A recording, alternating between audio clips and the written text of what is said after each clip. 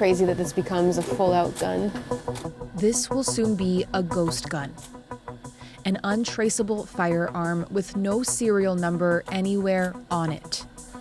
Homemade in just a few hours using a 3D printer. Just these layer turns into a firearm. Police across Canada are worried. They say these do-it-yourself weapons are a growing threat.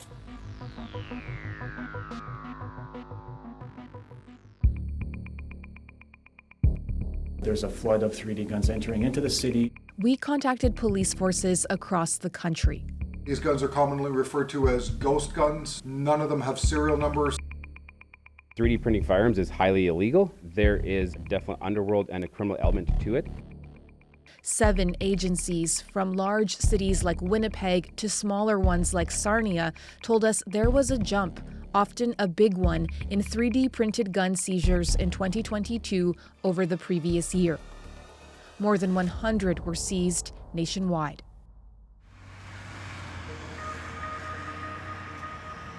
Calgary had one of the largest spikes. Police here seized 17 3D printed guns in 2022. The year before, just 1. These guns can be 3D printed in someone's living room, in someone's bedroom, in someone's closet, without anyone knowing. These 2 firearms, we believe, were printed off of this machine. They're seized from the Acting same Staff warrant. Sergeant Ben Lawson heads up Calgary's Firearms Investigative Unit. This is a standard Glock style model, so the bottom part is all 3D printed, so the purple part, and then the silver and black parts are commercially made. So someone would have printed this part on a 3D printer and then have gone to just a normal gun store and bought the metal pieces and put it together? You bet, yeah. So where there would be a serial number, there's just nothing. Exactly. The serial number is normally on the receiver or frame of a firearm, but that's the part that's 3D printed. Without that number, there's no way to trace these guns. Why would someone print one of these? Anything that they can do to make themselves more secret and more anonymous is probably more advantageous to the criminal. Anyone can go online, purchase a computer, a laptop for $100, they can buy this for $300, and now they can start printing firearms. You can 3D print a firearm, all parts for, say, $500, and the markup is astronomical. We can see them range anywhere from $2,500 to $7,500 in Canada.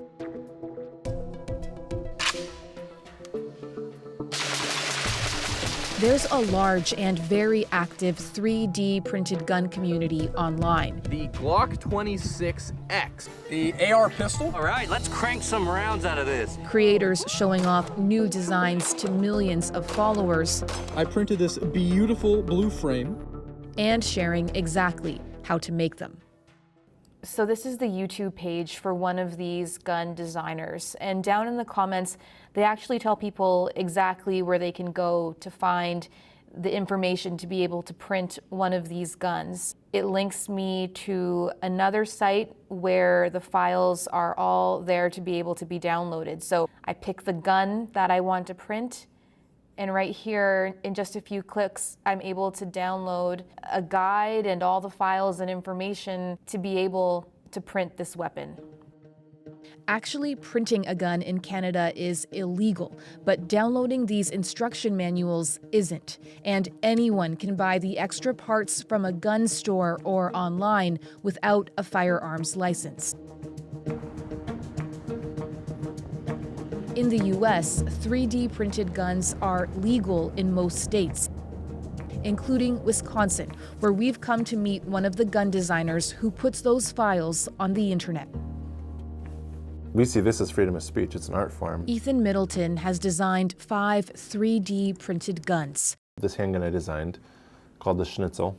His files for making them downloaded thousands of times. Why put these instructions on the internet? I think these types of things being out in the public help responsible adults and responsibly armed people stay responsibly armed, whether the government thinks that they should be able to or not. Do you get messages from Canadians about this? I do, yeah. There's a couple of dudes who message basically just looking at the files saying, hey, I really appreciate what you're doing, but they make it clear that they're not manufacturing them themselves. Then you do have some people who are totally not, wink wink, manufacturing these. I would assume that these people aren't bringing these firearms out in public to like shooting ranges and stuff like that, but... It's hard to know. Correct, yeah, who knows? Do you ever worry about one of your files with your instructions getting into the hands of someone who might then use the gun to commit a violent crime? If something were to happen with one of my firearms and innocent lives were lost, that would really suck. But the real situation of that is, if it's not my design, it's going to be someone else's. We just got the filament set. We'll get the files ready to get sent over, and then we'll hit print. Remember this? This gun took about 7 hours to print. We sped up the footage. All right, so the print finished overnight. The Schnitzel Glock 19 9mm handgun. Now we were able to print this pretty quickly because this machine's really fancy and really expensive, but traditionally this print would have taken around 30 hours. It's just crazy, like that wire, it looks just like wire, becomes this gun. It takes Ethan about 40 minutes to fit the metal pieces into the plastic frame. Springs, pins, and stuff like that. There's always post-processing, things that need to be done to make it functional. That is a completed, essentially, Glock 19. Then we go with Ethan to see if it actually works. So we're going to be shooting into this pile of wood here. All right. All right, here we go. And there it is, a brand new firearm, completely under the radar. So it reset, everything looks good to me. The weapon is still live, so no one's going to be allowed in front of the muzzle. Guns are potentially dangerous tools. They need to be respected. In Canada, the past year has seen headline after headline after headline. Stories about alleged 3D printed gun manufacturing rings and weapons being seized. But how many are not? In Toronto, we ask Public Safety Minister Marco Mendicino why the government hasn't done more sooner to get ahead of this rise. It's so easy to find the files that you would need to make the guns online. It's easy to go out there and get a 3D printer. It just seems like the train has already left the station with this problem. Well, I think we can stop the train in its tracks. It isn't just the ability to access the 3D technology, although that's one part of it, but to then use that technology or that software for the purpose of manufacturing a component or a ghost gun in its entirety is something that we are actively exploring as a potential legislative response to the problems. This is technology that is new, but it has been around for a few years. Why haven't you done more sooner to stop this? Well, we've been active.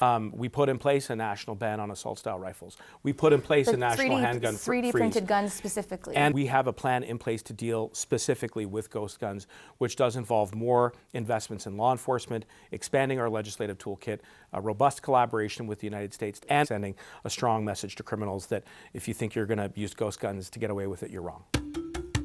But with so much information already out there, the parts and printers so accessible, the threat of 3D printed guns is likely to grow. 3D printing is definitely one on the rise in there. And then as the technology gets better, it's going to make it easier. How big of a challenge do you see this becoming? I wasn't a big proponent of putting a lot of resources into 3D printed guns here in Calgary because we just didn't see them.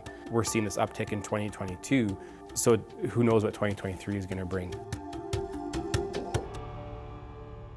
So, Ellen, this is scary. And when you talk about the rise in ghost gun seizures across the country, what sort of numbers are we looking at? Well, along with that increase in Calgary, one of the other biggest increases is right here in Ontario, the Ontario Provincial Police. Last year, they seized 18 3D printed guns. Before that, just one.